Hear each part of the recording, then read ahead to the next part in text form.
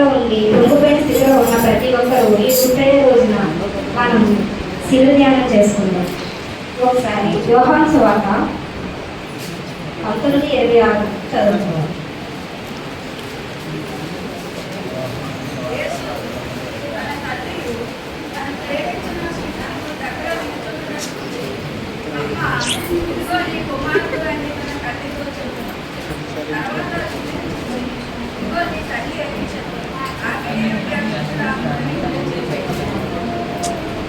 యేసుక్రీస్తు ప్రభువారు పలువురు శిలువలో రక్తసిద్ధమై మాంసముద్దగా మార్చబడి భూమికి ఆకాశానికి మధ్య వేలాడుచు ఆయన నోటి నుండి జారుగారిన మాట, మూడవ మాట.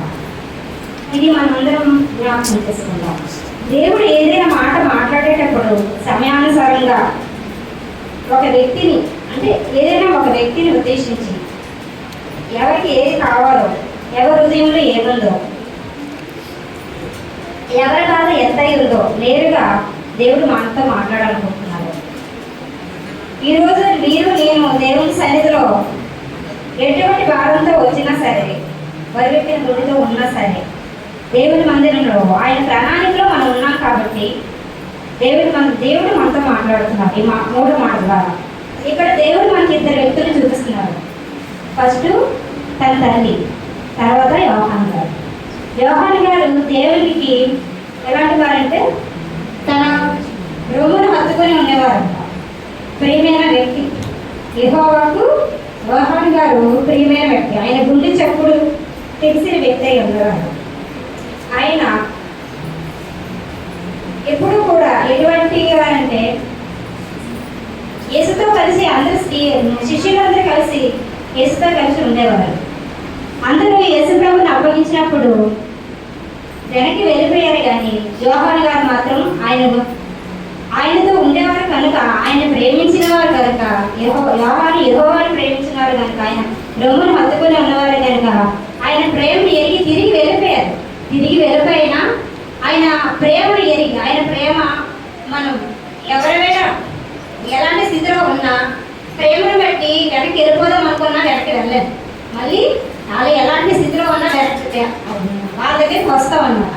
అలాగే యోహాను గారు కూడా యేసయ్య దగ్గరికి వచ్చారనమాట. యేసయ్య దగ్గరకు ఆయన శిలువ చెట్టుకి వచ్చారు. ఇది చూస్తే తనతో ఉన్న వాళ్ళందరూ వెళ్ళిపోయారు, శిష్యులందరూ వెళ్ళిపోయారు. గుండె కోతలో ఉన్నారనమాట యోహాను గారు. అంటే తన ధైర్యం కోల్పోయారు. యేసయ్య ఒక ధైర్యంగా ఉండేవారు. యేసయ్య వెనక్కి తిరుగుతూ, యేసయ్యతో కలిసి తిరుగుతూ, మాట్లాడుతూ, అన్ని సువార్త ప్రకటిస్తున్నాం. అలాంటి ధైర్యాన్ని యోహాను గారు కోల్పోయారు. ఆ గుండె కోతలో ఉంటుండగా తర్వాత తన తల్లి కూడా ఒక గుండె కోత. యోహాను సువార్త 7:3 ఒకసారి చదువుదాం. 5 వచ్చింది చదువుతాం. 19 సైనికులు యేసు సిలువ వేసిన తరువాత ఆయన వస్త్రమును తీసుకొని ఒక్కొక్క సైనికునికి ఒక్కొక్క భాగము వచ్చినట్లు వాటిని 4 భాగములు చేసి ఆయన అంగీని కూడా తీసుకొని, ఆ అంగీ కుట్టు లేక పైనుండి యావత్తు నేయబడినది కనుక వారు దానిని చింపక అది ఎవరికి వచ్చినో అది దాని కోసము చింపి వేయదమని ఒకరితో ఒకరు చెప్పుకొని.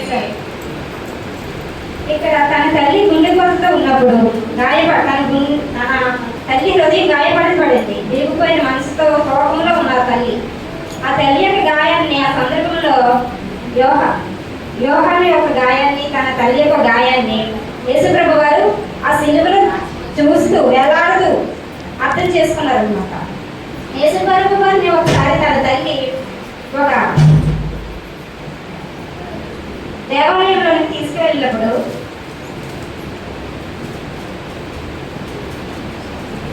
ఒకసారి మనం ఆలోచించుకుందాం. 2:20 లోకాసు వార్త 2:25.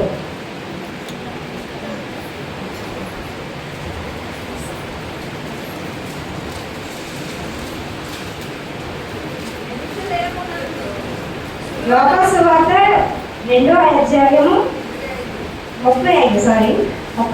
మరియు మీ హృదయంలోనికి ఒక ఖడ్గము తీసుకొని పోవునని ఆయన తల్లి అయిన మరియతో చెప్పండి. ఇక్కడ ఎవరు చెప్తున్నారు? సిమియోను వారిని దీవించి, ఎవరిని దీవించి? యేసుప్రభు వారిని చిన్న బిడ్డగా ఉన్నప్పుడు యేసుప్రభు వారిని దేవాలయంకు తీసుకెళ్ళారు మరియమ్మ గారు. తీసుకెళ్ళినప్పుడు ఆయన ఫస్ట్ ఏమని దీవిస్తారు కదా.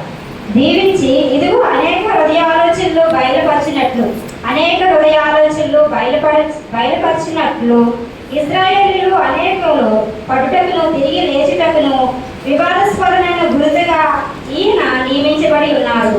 అనేకమైన ఇశ్రాయేలీయులు అనేకులు పడుటకును తిరిగి లేచుటకు. ఇశ్రాయేలులో అంటే మనము దేవుని ఇక్కడ ఇంటి కింద నుండి మరియు నీ హృదయంలోనికి ఒక ఖడ్గము తీసుకొని పోవునని. ఒక ఖడ్గము, మరియమ్మ హృదయంలోనికి ఒక ఖడ్గము అంటే మన హృదయం, మనము దేవుళ్ళో ఉన్నప్పుడు మనం అంతా బాగా జరుగుతూ ఉంటుంది. కానీ ఒకసారి దేవుడు మనం ఎంతవరకు ఉన్నాం అన్నది మన హృదయాల్లో ఖడ్గాన్ని ఇస్తారు. ఆ ఖడ్గాన్ని దూసుకొని పోయేటప్పుడు ఏంటంటే అనేకులు చెదిరిపోతారు అనమాట. యేసుప్రభుతో అందరూ ఉన్నారు, శిష్యులు ఉన్నారు, అందరూ ఉన్నారు. కానీ ఈయనకి ఇలాగ సిలువ వేయాలని అనేటప్పుడు ఎవరూ దగ్గర లేరు. యేసుప్రభు దగ్గర శిష్యులు ఎవరూ దగ్గర లేరు. గొప్ప యోహాను గారు మాత్రమే యేసుప్రభు దగ్గర ఉన్నారు. అలాగే అనేకమైన వాళ్ళ హృదయాల ఆలోచనలు బయట పెట్టడానికి ఈ హృదయ ఖడ్గం అనేది తీసుకొని పోతుందని ఇప్పుడు చెప్తున్నారు తల్లి. అలాగే మనం కూడా తల్లి అనే ఇది సన్నిధిని మనం ప్రేమించాలి. మనకి ఎలాంటి ఆలోచనలు ఉన్నా, మన మనం ఎలాంటి గాయపడి ఉన్నా, అంటే దేవుళ్ళో ఉన్నంతసేపు ఒకలా ఉంటాం. బయటికి వెళ్ళిన తర్వాత చాలా శోధనలు వస్తూ ఉంటాయి. కానీ వాటన్నిటిని మనం, అది దేవుడు మనకి ఇచ్చిన ఒక గాయం అనమాట. ఆ గాయాన్ని మనం విడిచిపెట్టం. ఆ గాయం వచ్చిందని చెప్పేసి వెనక్కి వెళ్ళిపోకూడదు.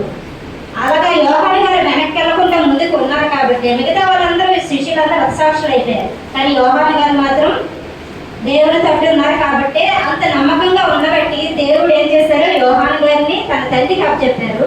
అలాగే తన తల్లిని యోహాను గారికి అప్పచెప్పారు అనమాట. మనం కూడా సిలువు చెంతకి వచ్చామంటే సిలువు చెంతకి రావడం అంత ఈజీ కాదు. చాలా అది మనం చైన్లు వేసుకొని ఏవో చూపిస్తాం కానీ అది కాదు. సిలువు చెంతకి రావాలంటే ఒక బలియాగం, దేవుని అందు మన బలియాగం అయిపోయినట్లు ఉండాలి. దేవునికి అర్పితం అయిపోవాలి. దేవుని పట్ల నిలబడాలి మనం.